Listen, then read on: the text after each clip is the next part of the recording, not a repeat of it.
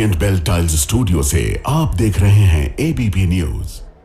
नमस्कार, ABP news पर हाजिर हूं मैं रोमाना इसार खान।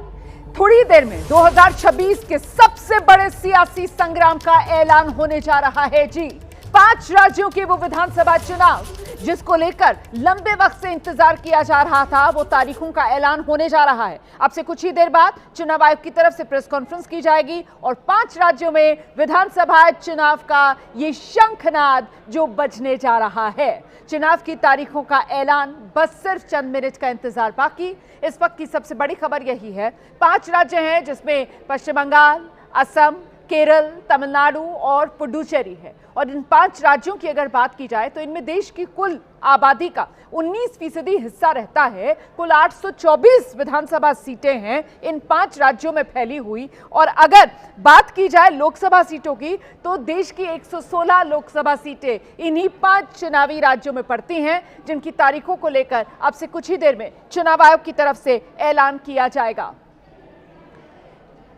तो कुछ ही देर में चुनाव आयोग की प्रेस कॉन्फ्रेंस शुरू होगी। तमिलनाडु, केरल, पुडुचेरी, असम, पश्चिम बंगाल, ये वो 5 राज्य हैं जहां चुनाव की तारीखों का ऐलान होने जा रहा है। 2021 की अगर बात की जाए तो देखिए, 2021 में वो कोरोना काल चल रहा था जब इन राज्यों में चुनाव हुआ था। और ऐसे में उस समय कोरोना काल को एक बड़ी वजह मानी गई थी कि चुनाव जो है, खासतौर से पश्चिम बंगाल, उस समय 2021 में पश्चिम बंगाल में 8 चरणों में वोट पड़े थे। लेकिन अब की बार क्या रह सकती है चुनाव की तारीखों को लेकर, पूरी पिक्चर जानने के लिए आपको सीधे लेकर चलेंगे। हमारे साथ हमारे सहयोगी अंकित गुप्ता इस वक्त मौजूद हैं और जरा अंकित से ही जानते हैं। अच्छा, मोहित राज दुबे भी हमारे साथ मौजूद है। पहले जरा अंकित का रुख कर लेते हैं और अंकित से जानते हैं। अंकित, कितना वक्त और कितना इंतजार और बाकी?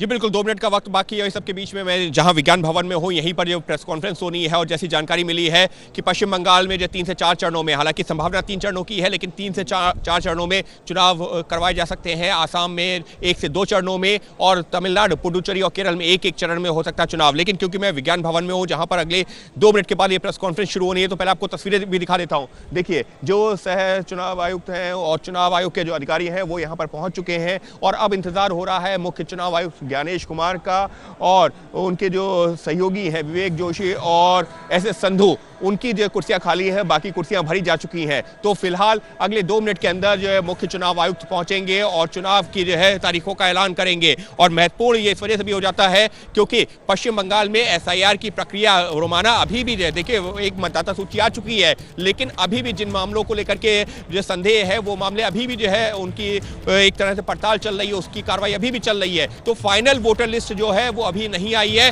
हालांकि चुनाव आयोग का साफ तौर पर यह कहना है कि जब ये नॉमिनेशन का वक्त होता है, नॉमिनेशन खत्म होने वाला होता है, उससे पहले वोटर मतदाता सूची जो है फ्रीज की जाती है, लिहाजा उससे पहले वो कर लिया जाएगा। तो कुल मिलाकर के सभी की निगाहें इसी जो चुनाव को लेकर के टिकी हुई थी कि कब होगा चुनाव की तारीखों का ऐलान। और अब ये इस वक्त एक बड़ी खबर आ रही है। देखिए, चुनाव की तारीखों के ऐलान से पहले प्रधानमंत्री नरेंद्र मोदी ने सोशल मीडिया पर पोस्ट किया है और प्रधानमंत्री नरेंद्र मोदी की तरफ से ये लिखा गया है इस पोस्ट में, साफ है बंगाल बीजेपी के साथ है। ये प्रधानमंत्री नरेंद्र मोदी की तरफ से पोस्ट किया गया है। प्रधानमंत्री नरेंद्र मोदी ने बंगाल की रैली का वीडियो भी पोस्ट किया है। चुनाव की तारीखों के ऐलान से पहले प्रधानमंत्री नरेंद्र मोदी ने सोशल मीडिया पर पोस्ट किया। एक्स पर प्रधानमंत्री नरेंद्र मोदी का ये पोस्ट, और अपने पोस्ट में प्रधानमंत्री नरेंद्र मोदी ने लिखा है, साफ है बंगाल बीजेपी के साथ है। पीएम मोदी ने बंगाल की रैली का वीडियो भी पोस्ट किया है। ऐलान हो गया है 5 राज्यों की तारीखों का ऐलान। आपको बता दें, पश्चिम बंगाल में 2 चरण में वोट डाले जाएंगे। पहला चरण 23 अप्रैल को, दूसरा चरण 29 अप्रैल को। 152 सीटों पर पहले चरण में वोट डाला जाएगा, 142 सीटों पर दूसरे चरण में वोट डाला जाएगा और नतीजों का दिन 4 मई 2026 दिन मंगलवार नतीजों का दिन तय किया गया है। असम, केरला, पुडुचेरी, तमिलनाडु, ये 4 राज्य हैं जहां 1 चरण में वोट डाले जाएंगे। असम, केरला, पुडुचेरी में 9 अप्रैल को वोटिंग होगी। तमिलनाडु की सभी 234 विधानसभा सीटों पर 23 अप्रैल को वोटिंग होगी। पश्चिम बंगाल में 2 चरणों में वोटिंग होगी। पहला चरण 23 अप्रैल 152 सीटें, दूसरा चरण 29 अप्रैल 142 सीटें और सभी 5 राज्यों के विधानसभा चुनाव के नतीजों का दिन 4 मई 2026 मंगलवार का दिन है, 4 मई 2026। और ऐसे में मंगल को किसका मंगल, ये तस्वीर साफ हो जाएगी 4 मई को, जब पांचों राज्यों के विधानसभा चुनाव के नतीजे एक साथ आएंगे। चुनाव आयोग की तरफ से साफ कर दिया गया है, चुनाव का पर्व है, हम सब का गर्व है, और ऐसे में चुनाव में पारदर्शिता लाने के लिए चुनाव आयोग की तरफ से बताया गया कैसे एसआईआर के जरिए वोटर लिस्ट का शुद्धिकरण हुआ है। पिछली बार के मुकाबले इस बार पश्चिम बंगाल में सिर्फ 2 चरण में ही वोट डाले जाएंगे। सभी 294 सीटें, जिनमें पहला चरण 23 अप्रैल 152 सीटों पर वोट डाले जाएंगे, दूसरा चरण 142 सीटें 29 अप्रैल को वोट डाले जाएंगे। तमिलनाडु में 23 अप्रैल एक ही चरण में सभी 234 विधानसभा सीटों पर वोटिंग होगी। पुडुचेरी की 30 सीटें, केरला की 140 सीटें, असम की सभी 126 सीटें, इन 3 राज्यों में 9 अप्रैल को एक चरण में वोट डाल दिए जाएंगे। तो ये पूरी तस्वीर 5 राज्यों के चुनावों की तारीखों का ऐलान हो गया है। 4 मई नतीजों का दिन है। 5 राज्यों में से 4 राज्य ऐसे हैं जिनमें एक चरण में ही वोटिंग होगी, असम, केरला, पुडुचेरी, तमिलनाडु, और पश्चिम बंगाल वो राज्य है जहां 2 चरण में 2 फेज में वोट डाले जाएंगे। पहला चरण 23 अप्रैल को है 152 सीटें, दूसरा चरण 29 अप्रैल को है 142 सीटें। तमिलनाडु आप देख रहे हैं 23 अप्रैल, सभी विधानसभा सीटों पर एक ही तारीख को 23 अप्रैल को तमिलनाडु में वोट डाले जाएंगे। असम, केरल, पुडुचेरी में 9 अप्रैल एक ही चरण में इन तीनों राज्यों की सभी सीटों पर वोट डाले जाएंगे, और नतीजों का दिन 4 मई। तस्वीर साफ हो गई है, पिक्चर क्लियर। और आज जब चुनाव की तारीखों का ऐलान हो गया है तो मतलब आज से ही जो मॉडल कोड ऑफ कंडक्ट है वो लागू हो गया है। आचार संहिता आज ही से लागू ऐलान हो गया है। 5 राज्यों की तारीखों का ऐलान। आपको बता दें, पश्चिम बंगाल में 2 चरण में वोट डाले जाएंगे। पहला चरण 23 अप्रैल को, दूसरा चरण 29 अप्रैल को। 152 सीटों पर पहले चरण में वोट डाला जाएगा, 142 सीटों पर दूसरे चरण में वोट डाला जाएगा, और नतीजों का दिन 4 मई 2026 दिन मंगलवार नतीजों का दिन तय किया गया है। असम, केरला, पुडुचेरी, तमिलनाडु, ये 4 राज्य हैं जहां एक चरण में वोट डाले जाएंगे। असम, केरला, पुडुचेरी में 9 अप्रैल को वोटिंग होगी। तमिलनाडु की सभी 234 विधानसभा सीटों पर 23 अप्रैल को वोटिंग होगी। पश्चिम बंगाल में 2 चरणों में वोटिंग होगी। पहला चरण 23 अप्रैल 152 सीटें, दूसरा चरण 29 अप्रैल 142 सीटें, और सभी 5 राज्यों के विधानसभा चुनाव के नतीजों का दिन 4 मई 2026 मंगलवार का दिन है। 4 मई 2026। हम सीधे आपको लेकर चलेंगे, हमारे साथ हमारे सहयोगी अंकित गुप्ता इस वक्त मौजूद है। अंकित, जिस बात का पहले कयास लग रहा था कि इस बार कई चरणों में नहीं बल्कि सिमटा होगा ये पूरा का पूरा चुनाव का प्लान, तो वही नजर आया यहाँ पर। 4 राज्यों में तो बस एक चरण में ही वोट डाले जा रहे हैं। पश्चिम बंगाल में 2 चरणों में वोटिंग। अंकित,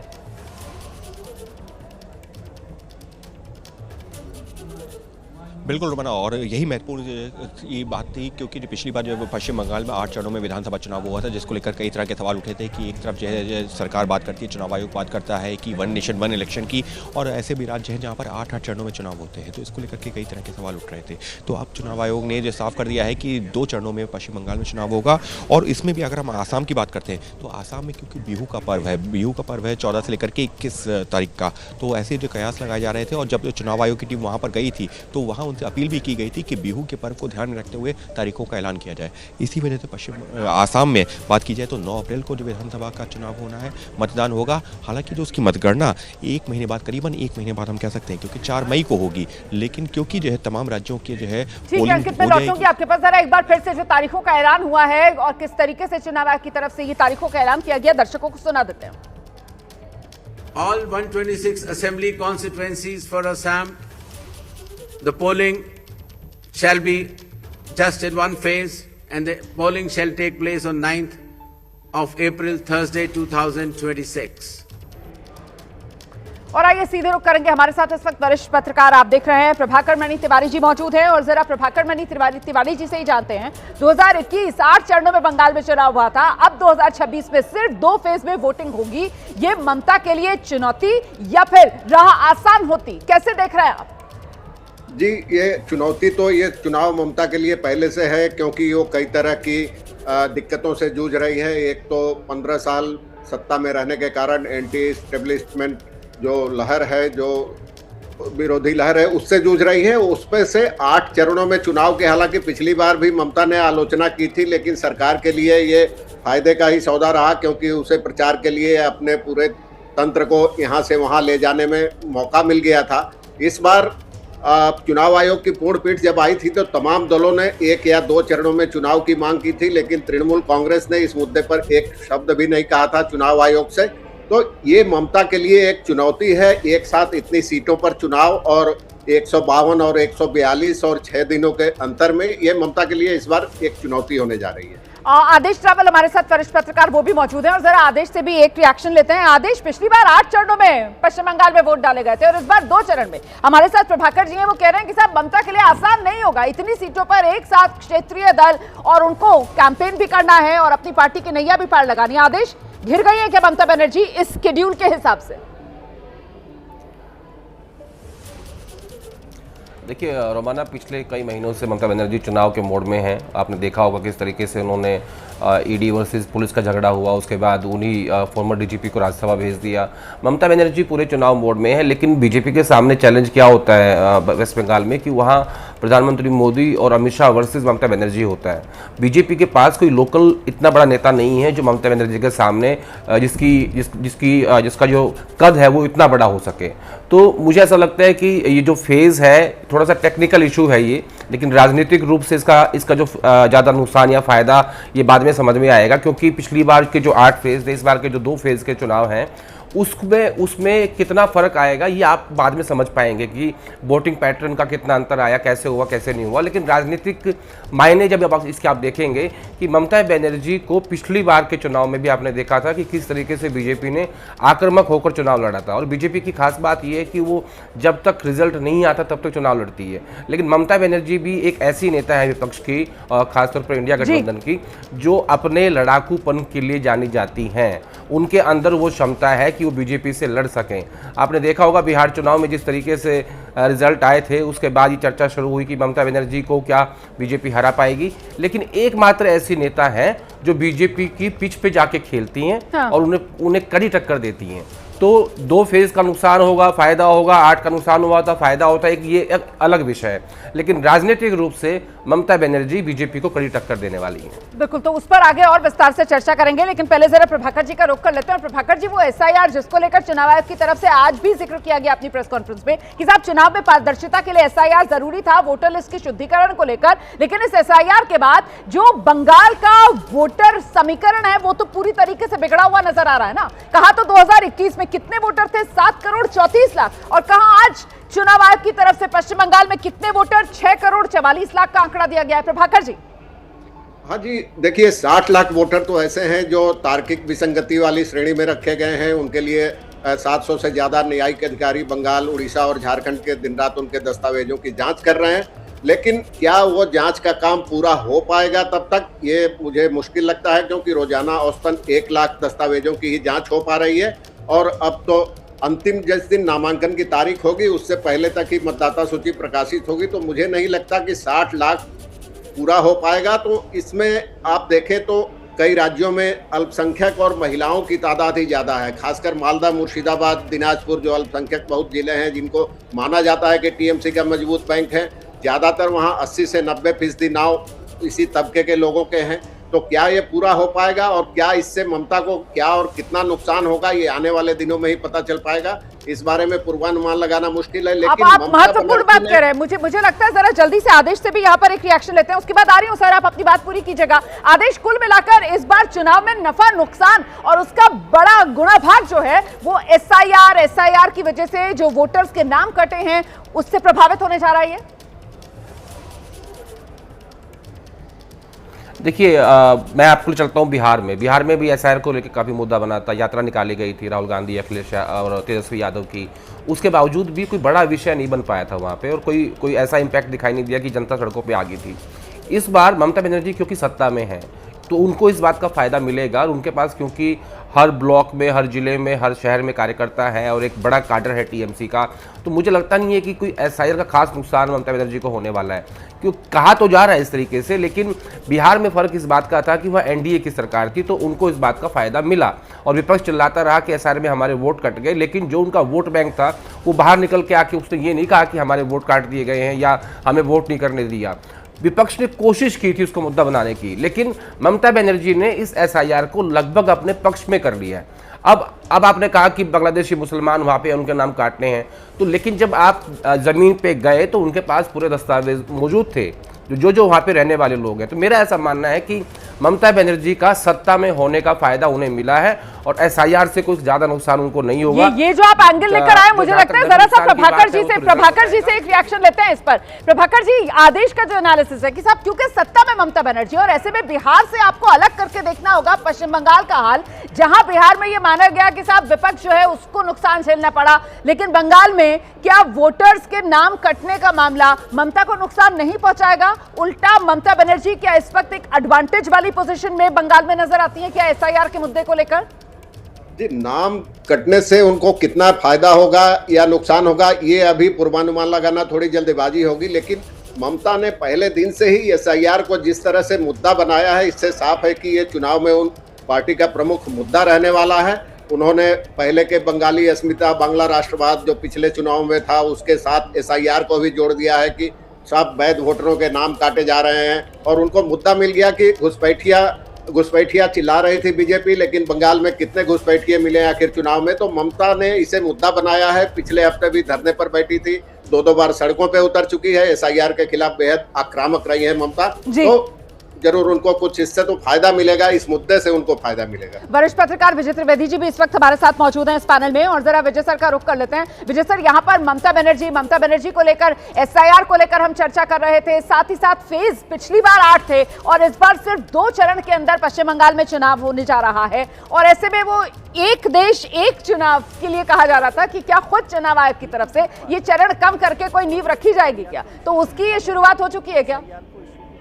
काम में लेंगे, किस तरह से होगा, फायदा होगा, नुकसान होगा, ये तो अभी बाद में देखा जाएगा। 2 चरणों के चुनाव की पश्चिम बंगाल में ज़्यादातर राजनीतिक दलों ने मांग की थी, और अब जो समय भी बचा है, क्योंकि मई के फर्स्ट वीक तक विधानसभा का कार्यकाल है, तो उसमें समय भी कम बचा। यदि 5-6 चरणों में चुनाव होता तो मुश्किल होता उसको पूरा ख़त्म करना, उस हिसाब से भी, और उस तरह की ज़रूरतें भी अब नहीं है। और सभी राजनीतिक दलों ने मोटे तौर पर ये बात की थी कि 2 चरणों में ज़्यादा से ज़्यादा चुनाव करवाया जाए।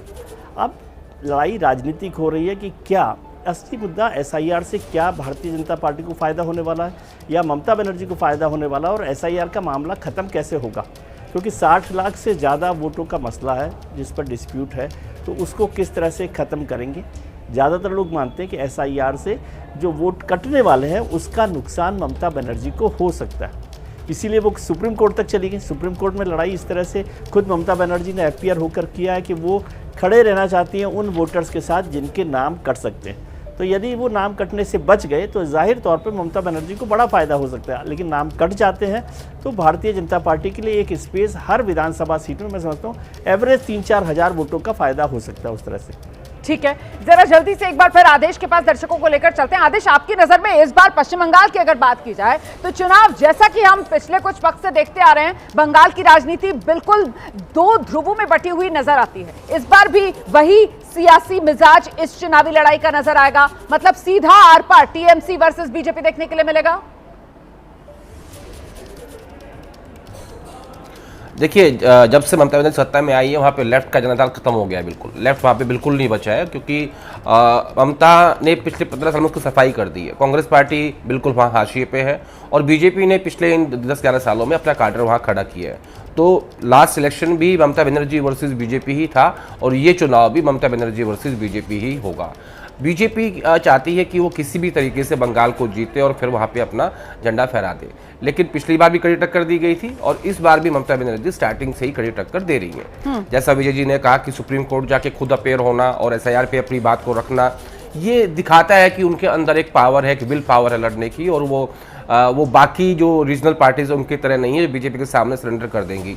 अब जैसे घुसपैठिए का मुद्दा आया था, आप याद कीजिए झारखंड का चुनाव, वहाँ पे भी घुसपैठिए का मुद्दा था। असम के मुख्यमंत्री हेमंत बिस्वा शर्मा बार बार घुसपैठिए की बात करते थे, लेकिन वहाँ नहीं चला, वहाँ पे वापस जीते हेमंत सोरेन। ऐसे ही यहाँ पे भी स्टार्ट किया घुसपैठिया के मुद्दे से कि बांग्लादेश के मुसलमान वहाँ पे रहते हैं, लेकिन जिसके पास अपने कागज़ है, जिसके पास अपने पूरे सबूत है, आधार कार्ड है, राशन कार्ड है, वोटर ID कार्ड है, उसको आप कैसे निकाल दोगे? तो इस बात का हिसाब लगाना अभी बहुत मुश्किल है कि ये जो 60 लाख वोटों की बात हो रही है ये किसके पक्ष में जाएगा और किसके खिलाफ जाएगा। लेकिन एक बात साफ है कि ममता बनर्जी के कद का नेता बीजेपी के पास बंगाल में नहीं है। और बंगाल की जनता इस बात को अच्छे से समझती है कि प्रधानमंत्री मोदी या अमित शाह वहाँ आके चीफ मिनिस्टर नहीं बनेंगे, वो केंद्र के नेता हैं, वो इस देश के प्रधानमंत्री हैं और गृह मंत्री हैं।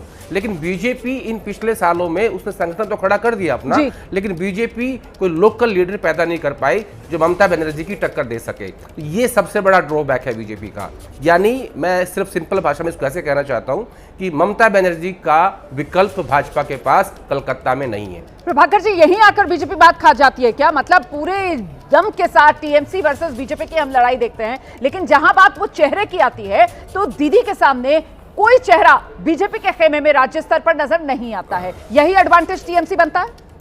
हाँ, ये एक बहुत बड़ा एडवांटेज है। लोकसभा चुनाव में लोग प्रधानमंत्री मोदी या गृह मंत्री अमित शाह के कहने पर या उनके नाम पर और उनकी छवि पर वोट देते हैं, लेकिन जब बात विधानसभा चुनाव और राज्य सरकार के गठन की आती है तो लोगों को लगता है कि कई लोग हो सकता है ममता से नाराज हैं, असंतुष्ट हैं, लेकिन उनके सामने कोई विकल्प नहीं है।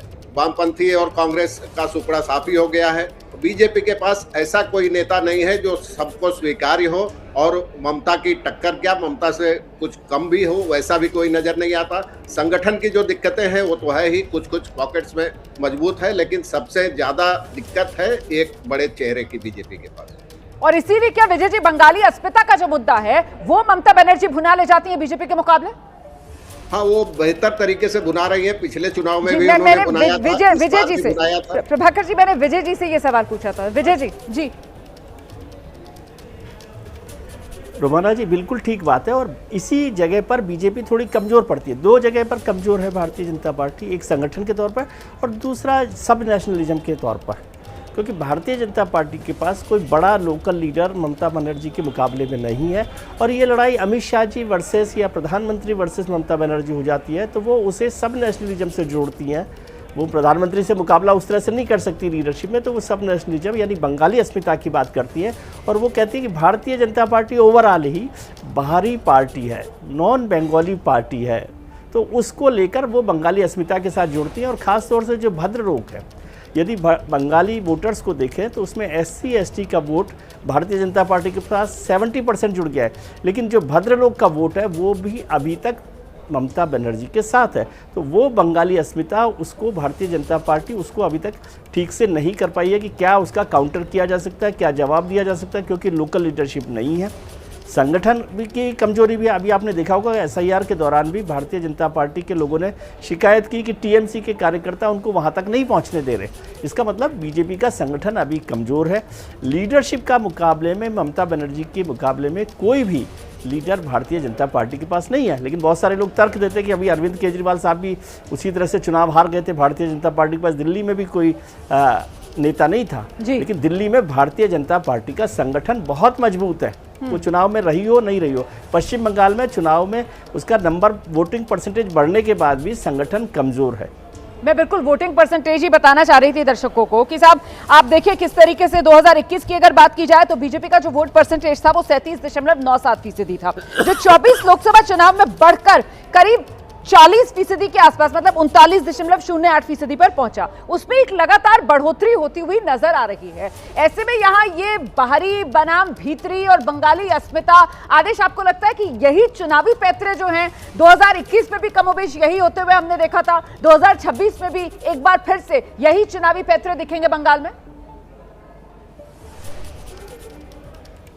देखिए, आप याद कीजिए 2021 में ममता बनर्जी के पैर पे चोट लग गई थी, प्लास्टर लगा हुआ था, और वो जब गई फुटबॉल के मैदान में तो उन्होंने जो अपना बंगाली में कहा कि खेला हुए, वो असर करता है। प्रधानमंत्री मोदी जब हिंदी में भाषण देते हैं और जब ममता बनर्जी बंगाली में बोलती हैं तो वो कनेक्ट करती हैं वहाँ के लोगों के साथ में। तो ये सबसे बड़ी समस्या है। पिछले कुछ सालों में शुभेंदु अधिकारी को प्रोजेक्ट करने की कोशिश की बीजेपी ने, लेकिन वो उनका कद वैसा नहीं है क्योंकि वो खुद TMC से आए थे।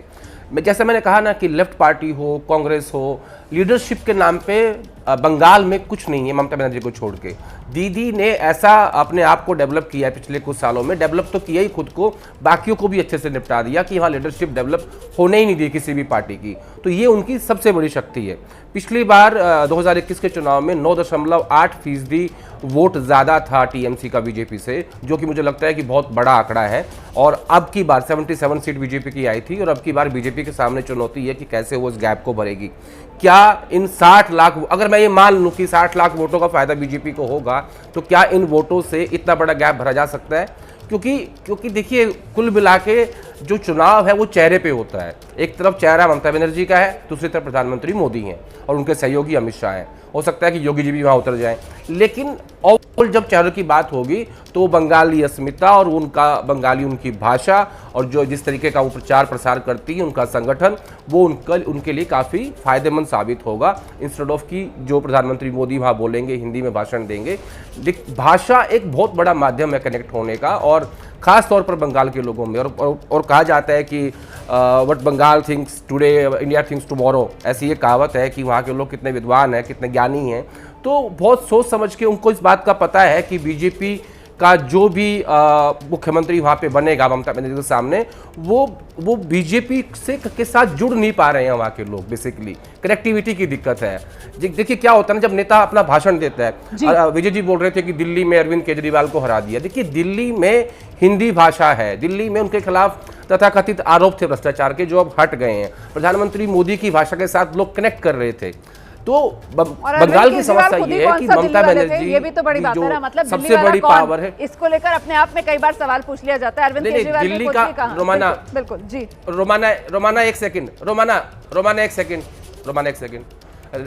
केजरीवाल भी दिल्ली के नहीं थे, शीला दीक्षित भी दिल्ली की नहीं थी, सुषमा स्वराज भी दिल्ली की नहीं थी। बिल्कुल, दिल्ली सबकी है।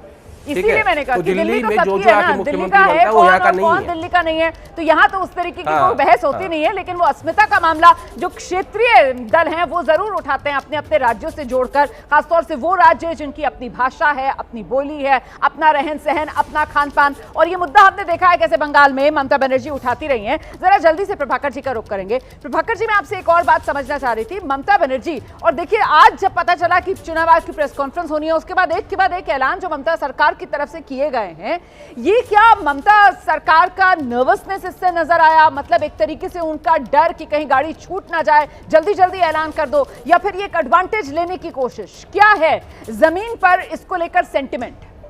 देखिए, नर्वसनेस तो नहीं कहा जा सकता है। ममता एक ऐसी नेता रही हैं जो नर्वस तो किसी हालत में नहीं रही हैं। लड़ाकू नेता रही हैं शुरू से ही, विपक्ष में हो या सत्ता में हो। सत्ता में रहते भी उनका रवैया लगभग विपक्षी नेता की तरह ही रहा है हर मुद्दे पे।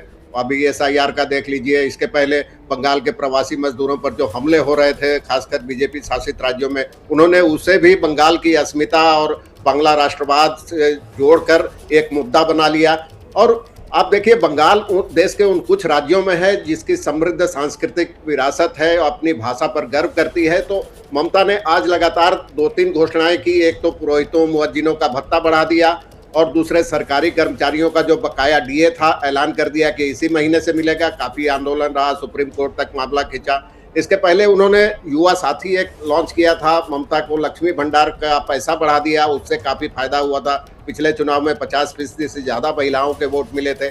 लेकिन इस बार युवा साथी करके इसमें लाखों लोगों को जोड़ा है। युवा साथी के तहत करीब 84 लाख युवाओं को भत्ता दिया जाएगा 21 साल से 40 साल तक। तो इसे राजनीतिक हलकों में कम से कम यहाँ ममता की चुनावी रणनीति से जोड़कर देखा जा रहा है कि इससे उनको पिछली बार फायदा मिला था, इस बार और इसका दायरा उन्होंने बढ़ाया है, कई नई योजनाएं शुरू की है। खासकर 5 जो पिछड़ी जातियां थी उनके विकास के लिए बोर्ड का गठन कर दिया है। 2 दिन पहले ही जो झारखंड से सटे इलाकों में जहां पार्टी माना जाता था अपेक्षाकृत कुछ कमजोर है और बीजेपी थोड़ी मजबूत है, तो ये सब चुनावी रणनीति से जोड़कर देखा जा रहा है। नर्वसनेस तो नहीं मुझे लग रहा है यहाँ। बिल्कुल विजय जी, लेकिन चुनाव की तारीखों के ऐलान के साथ प्रधानमंत्री नरेंद्र मोदी भी सोशल मीडिया पर पोस्ट करते हैं ना, और बताते हैं किस तरीके से इस बार बंगाल ने ठान लिया है बीजेपी को ही लेकर आना है, और साथ ही अपनी रैली की तस्वीर भी वो साझा करते हैं। इस पर आप जवाब दीजिएगा विजय जी, मैं आपके पास आ रही हूँ। लेकिन पहले हमारे 2 सहयोगी चुनाव आयोग की जो प्रेस कॉन्फ्रेंस चल रही थी उसी को कवर कर रहे थे। आप देख रहे हैं अंकित गुप्ता भी हमारे साथ मौजूद है, मोहित भी हमारे साथ मौजूद है। एक रिएक्शन जरा जल्दी से अंकित और मोहित दोनों से ही ले लेते हैं। जो चरणों को लेकर बात की जा रही थी, तो इस बार चुनाव आयोग की तरफ से बता दिया गया है कितना कॉम्पैक्ट ये शेड्यूल रहने वाला है अंकित, और महत्वपूर्ण ये हो जाता है वो SIR जिसको लेकर विपक्ष आक्रामक तरीके से चुनाव आयोग की घेराबंदी कर रहा है। उसी को चुनाव प्रक्रिया में पारदर्शिता लाने का सबसे महत्वपूर्ण पहला बिंदु चुनाव आयोग की तरफ से रखा गया।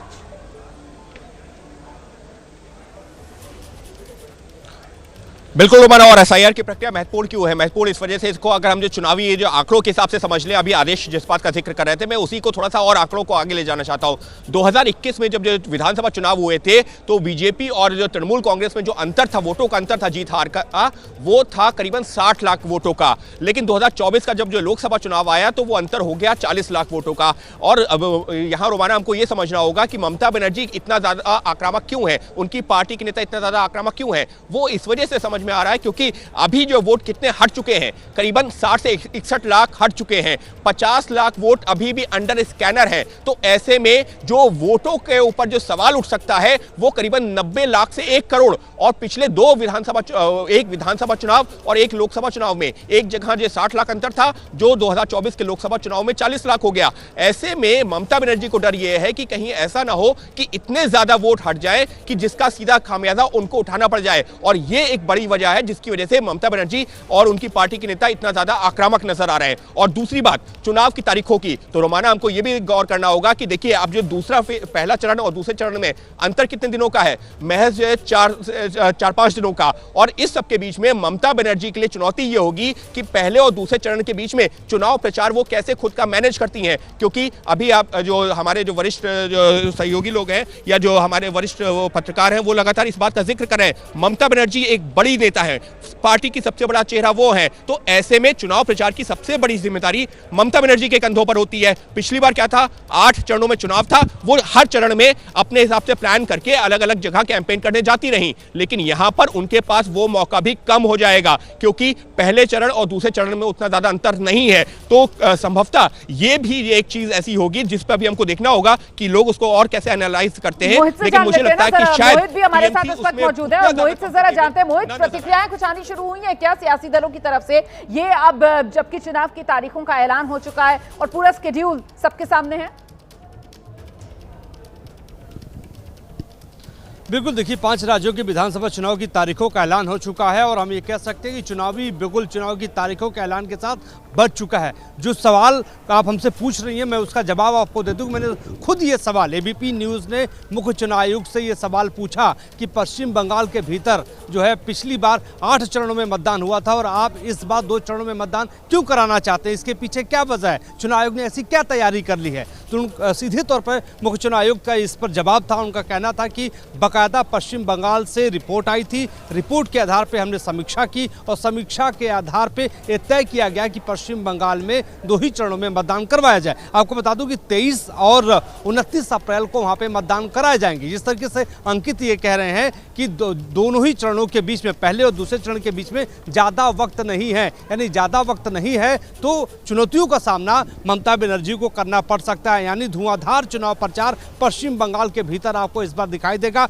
भारतीय जनता पार्टी ने पहले ही ताकत लगा दी है, नेताओं की फौज उतार दी है और भारतीय जनता पार्टी के नेताओं के फौज के सामने ममता बनर्जी एकला चलती हुई नजर आएंगी। यानी अकेले चुनाव प्रचार पूरे प्रदेश भर में उनको करना होगा। पिछली बार चुनाव प्रचार आपने देखा था कि किस तरीके से वो बंगला अस्मिता को लेकर, मां दुर्गा को लेकर वो सामने आ रही थी, लगातार बंगला अस्मिता के मुद्दे पर बीजेपी को घेरती हुई नजर आ रही थी। अब नए सिरे से बुलेटिन की शुरुआत करेंगे।